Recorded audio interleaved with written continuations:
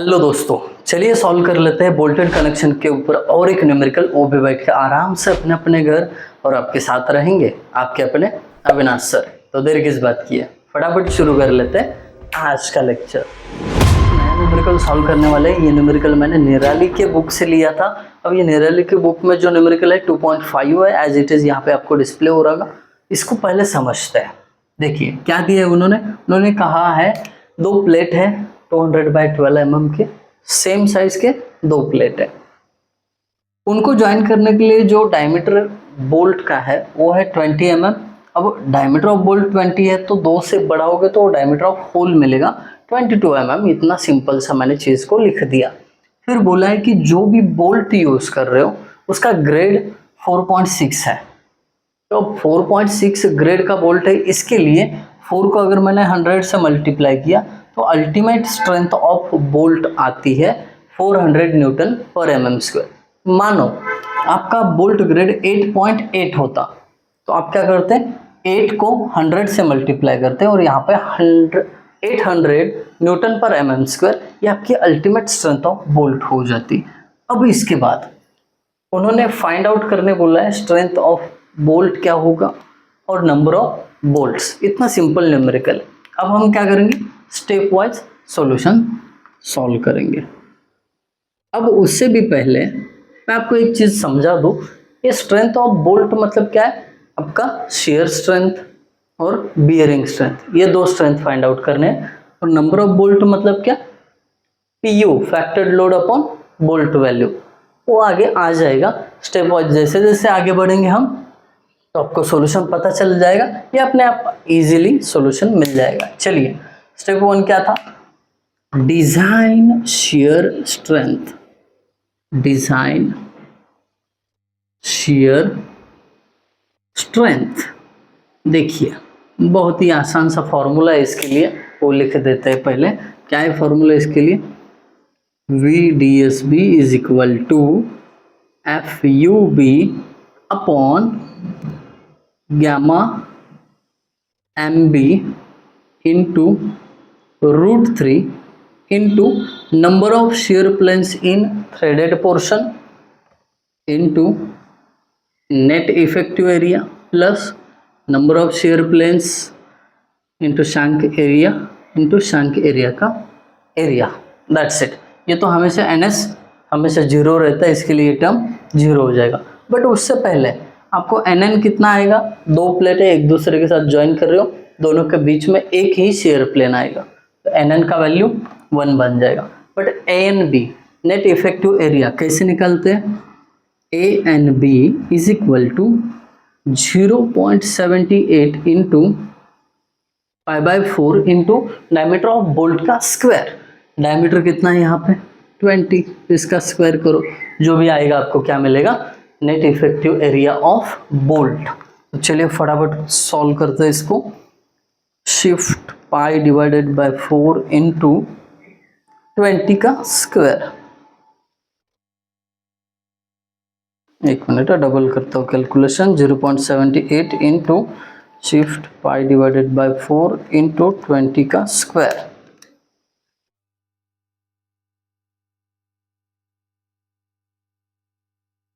तो इसका आंसर आ जाएगा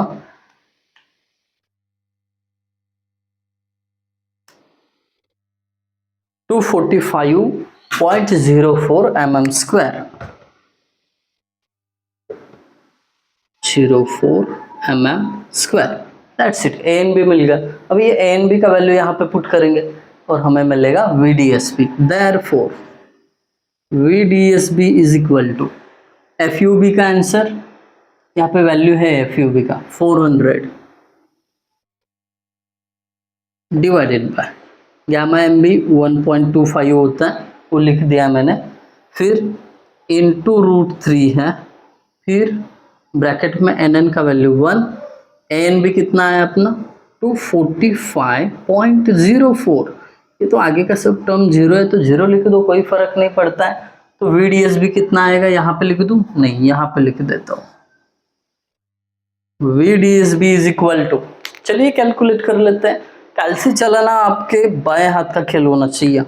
कैलसी पे सब निर्भर करता है, कितना फास्ट और एक्यूरेट कैलसी चलाते हो। 400 divided by 1.25 into √3 into 1 into 245.04 bracket close. तो आंसर मिल जाता है इसका 45.27। कितना? 45.27। एक्चुअली ऐसा आता है 10⁻³ न्यूटन, बट मैं क्या कर रहा हूँ, ये 10⁻³ हटा रहा हूँ, इसके लिए क्या हो जाएगा किलो न्यूटन। That's it.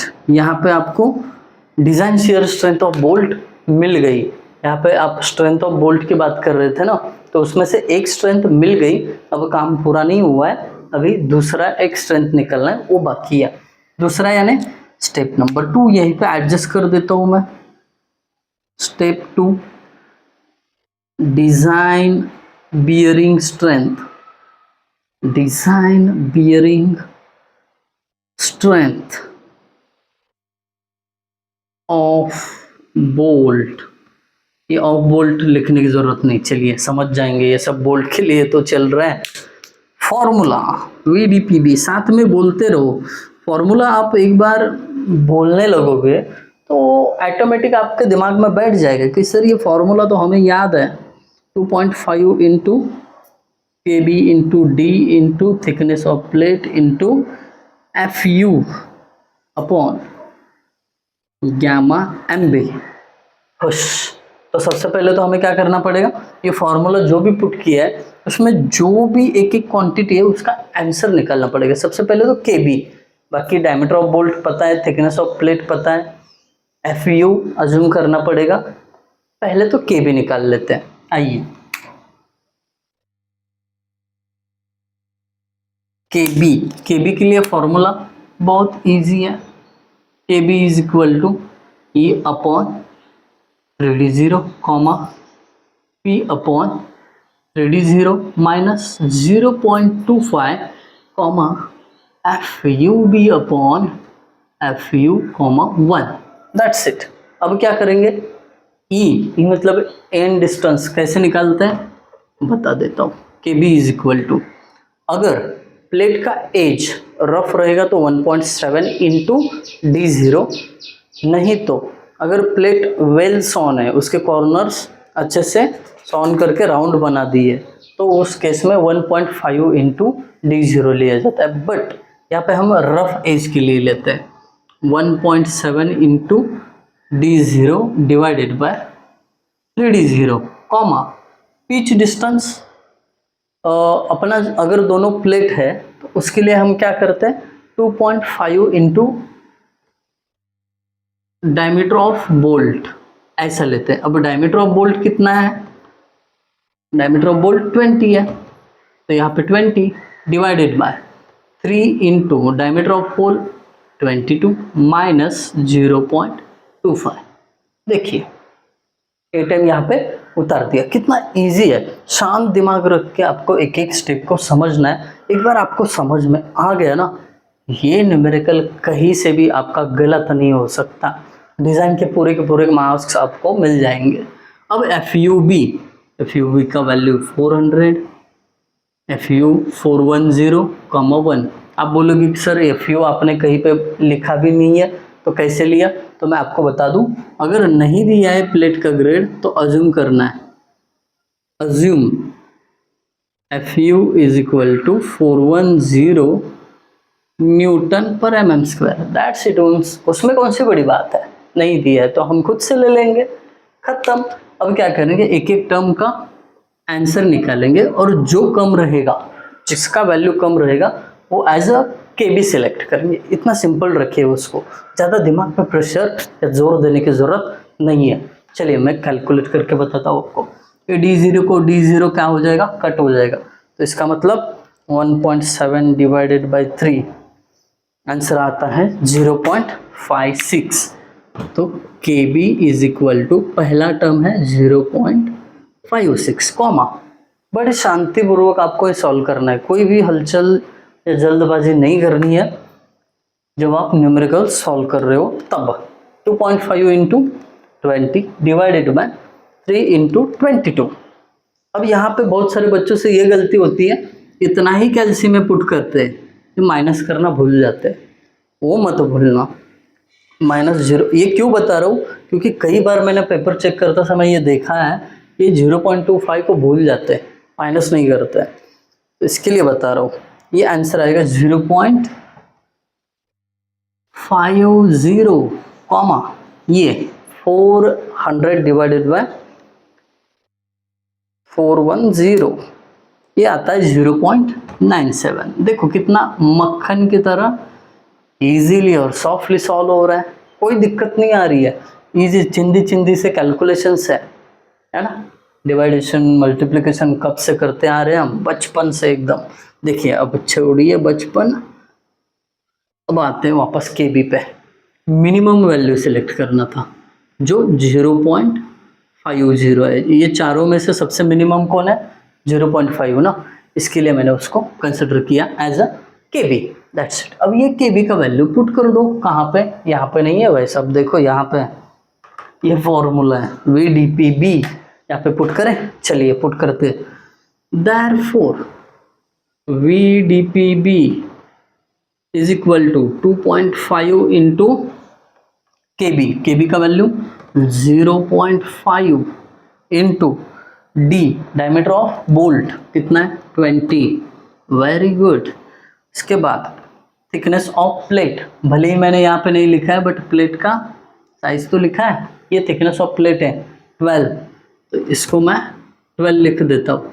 और एंड में FU यानी प्लेट का अल्टीमेट स्ट्रेंथ, जो मैंने अज्यूम किया है 410 है, 410 डिवाइडेड बाय गामा MB यानी 1.25। कुछ सुकून वाला पल आ गया, कैल्शियम उठाना है और कैलकुलेशन करना है, चलिए कर लेते हैं। 2.5 into 0.50 into 20 into 12 into 410 divided bye 1.25, तो इसका आंसर मिल जाता है भाई साहब 98.4। कितना, 98.4। Therefore VDPB is equal to 98.4 into 10⁻³ था, बट उसको कट करके मैं उसकी जगह किलो लिखूंगा, किलो न्यूटन हो गया, दैट्स इट। आपको थोड़ा अभी से अंधेरा दिखने लगेगा क्योंकि खिड़की से जो लाइट आ रहा था कम हो गया, कोई दिक्कत नहीं, लाइट भले ही खिड़की से कम हो रहा है, अपने दिमाग का लाइट जलता रहना चाहिए। VDPB समझ में आया, ये दो वैल्यू निकला, इसका मतलब कौन सी दो, बियरिंग स्ट्रेंथ ऑफ बोल्ट और शेयर स्ट्रेंथ ऑफ बोल्ट, ये दो वैल्यू निकाला, मतलब आपने स्ट्रेंथ ऑफ बोल्ट निकाल दिया, ठीक है। तो आगे बढ़ते हैं, कैसे बढ़ते हैं। शायद आप एक मन में डाउट लेके चल रहे होंगे कि सर आपने यहाँ पे गलती किया है, केबी का वैल्यू 0.50 पुट करना चाहिए था, आपने 0.5 पुट किया, कोई फर्क नहीं पड़ता है, यहाँ पे आप 5 रखो, 0.5 रखो या 0.50, आंसर सेम ही आने वाला है, ओके, कोई बात नहीं, आगे बढ़ते हैं। अब स्टेप नंबर 3 क्या है, बोल्ट वैल्यू का स्टेप है। ये कौन सा, बोल्ट वैल्यू का चाहिए, तो मैं यहाँ पे लिख देता हूँ ऐसे, बोल्ट वैल्यू, ठीक है। अब बोल्ट वैल्यू कैसे सिलेक्ट करता है, छोटी बीवी मोटी बीवी, एग्जाम्पल देके रखा है, आपको याद रहना चाहिए, छोटी बीवी मोटी बीवी, मतलब देखो एक बीवी है जो एकदम छोटी है और दूसरी जो है मोटी है, कोई पर्सनल नहीं लेगा, इसको याद रखने के लिए कॉन्सेप्ट बता रहा हूँ मैं। तो हमें क्या करना है, छोटी जिसका वजन 45 है और दूसरी का 98 है, तो हम इजीली ये उठाएंगे 45.27, ठीक है, 45.27 किलो न्यूटन, ठीक है, दैट्स इट, खत्म। यहाँ पे स्टेप नंबर 3 खत्म हो जाता है। अब चलते हैं स्टेप नंबर 4 पे। भाई साहब इसमें क्या करना है, नंबर ऑफ बोल्ट्स जो आप यहाँ पे चाहते होंगे टू फाइंड में, number of bolts, number of bolts. But अब यहाँ पे दिक्कत ऐसी है, कैसी है, पहले फॉर्मूला लिखता हूँ उसके बाद बताता हूँ। नंबर ऑफ बोल्ट्स का फॉर्मूला है PU अपॉन बोल्ट वैल्यू। अब मुझे बताना, आपको कहीं पे भी फैक्टर्ड लोड यानी PU दिया है क्या? ढूंढ के देखो, कहीं नहीं मिलेगा, कहीं पे भी दिया ही नहीं है। तो इस केस में आपको क्या करना है, फुल स्ट्रेंथ ऑफ प्लेट निकालना है। क्या करना है, फुल स्ट्रेंथ ऑफ प्लेट, मतलब कितना लोड ले सकता है, उसी को PU बोलते हैं। कैसे निकालेंगे? निकालेंगे हम यूज करके एक फॉर्मूला जो बेहद आसान है। कैसा है? 0.9 FU upon gamma M into, यहाँ पे नेट इफेक्टिव एरिया होता है इसका, प्लेट का। कैसे निकालते हो? B minus D0 into thickness of plate. इतना इजी है, फटाफट क्या करेंगे हम, PU निकाल लेंगे। PU is equal to 0.9 FU का आंसर, FU कितना है, प्लेट का strength 410 divided by gamma M, ये अगेन 1.25 आएगा। इसको डायरेक्टली आप गामा M की जगह M भी बोल दिया तो भी चलेगा, ये पार्शियल सेफ्टी फैक्टर है, वैल्यू भी सेम है, ठीक है। इनटू, अब ये B क्या है, जो भी प्लेट है उसका विड्थ, ये देखिए प्लेट का मैंने यहाँ पे विवरण लिखा है, उसका इंफॉर्मेशन यहाँ पे लिखा हुआ है। कितना है विड्थ? 200। तो यहाँ पे क्या पुट करोगे, 200 minus diameter of hole 22 into thickness of plate, और थिकनेस ऑफ प्लेट 12 mm, तो यहाँ पे 12 पुट कर दूंगा। बड़े शांतिपूर्वक आपको क्या करना है, ये जो दिया हुआ कैलकुलेशन है, कैलकुलेशन करना है। और मुझे पता है आप लोग डरते नहीं हो कैलकुलेशन से, बड़े कुल दिमाग से आपको क्या करना है, कैलकुलेशन करना है। 0.9 into 410 upon 1.25 into 200 minus 22 into 12। क्या बात है, आपका भी आंसर यही आना चाहिए जो मुझे आया है। इसको मैं किलो न्यूटन में करूंगा तो 630.54, 630.54 कितना आ रहा है, 630.54 एक्चुअली ऐसे आ रहा है 10⁻3, बट ये न्यूटन में आ रहा है। तो मैं क्या करूंगा, ये 10⁻3 हटाऊंगा तो यहाँ पे क्या हो जाएगा, किलो न्यूटन हो जाएगा। अब इसको किलो न्यूटन क्यों करना है, क्योंकि हमारा बोल्ट वैल्यू किलो न्यूटन में, तो ऊपर जो वैल्यू PU का पुट करेंगे वो भी किलो न्यूटन में होना चाहिए। बहुत बढ़िया, शाबाश, अब आपको आ गया आंसर। अब नंबर ऑफ बोल्ट्स निकाल सकते हो बड़े आसानी से। मैं रेड पेन से लिखता हूँ, number of bolts is equal to, अब आप बता देना कितने नंबर ऑफ बोल्ट्स आएंगे। चाहिए तो मैं यहाँ पे 630.54 डिवाइडेड बाय बोल्ट वैल्यू 45.27, ये आया था। बस कैलकुलेशन करिए, नंबर ऑफ बोल्ट कितने आएंगे ये बता देना। ये थोड़ा अलग किस्म का न्यूमेरिकल था। आई होप आप सभी को समझ में आया होगा, और समझ में आती है कोई चीज़ तो क्या करते हैं हम दोस्तों के साथ शेयर करते हैं, और कमेंट के थ्रू मुझे बता देना, जैसा भी आपको लगा वीडियो कमेंट के थ्रू बता देना। Thank you guys for watching video, thank you so much.